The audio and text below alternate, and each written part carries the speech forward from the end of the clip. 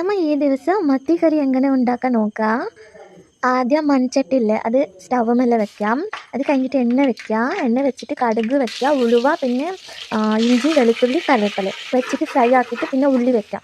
ഉള്ളി വെച്ചിട്ട് നല്ല നല്ല ഫ്രൈ ആയിട്ട് മല്ലിപ്പൊടി, മുളക് പൊടി വെച്ചിട്ട് നല്ല ഫ്രൈ ചെയ്യണം. നല്ല ഫ്രൈ ചെയ്തിട്ട് അപ്പോൾ തക്കാളി ഇല്ലേ, 2 തക്കാളി അരച്ചിട്ട് ഞാൻ ആഡ് ചെയ്യും അതിൽ.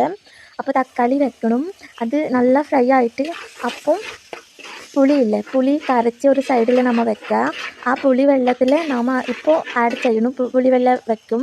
പുളിവെള്ളം വെച്ചിട്ട് അപ്പോൾ ഈ കൊതിക്കപ്പോൾ ഞാൻ മീൻ വെക്കില്ല, പുളി വെച്ചിട്ട് ഞാൻ മീൻ വെക്കും. മീൻ വെച്ചിട്ട് അപ്പോൾ ഉപ്പ് കുറച്ച് നോക്കിയിട്ട് അപ്പോൾ കറിവേപ്പില മേലെ വെച്ചിട്ട് അത് ക്ലോസ് ചെയ്താൽ ഒരു 10-15 നിമിഷം സ്ലോയിൽ അത് വേവണം. വെന്തപ്പോൾ എണ്ണ തിളച്ചിട്ട് മേലെ വരില്ലേ, അപ്പോൾ മീൻ കറി റെഡിയാവും. നല്ല ടേസ്റ്റുള്ള മീൻ.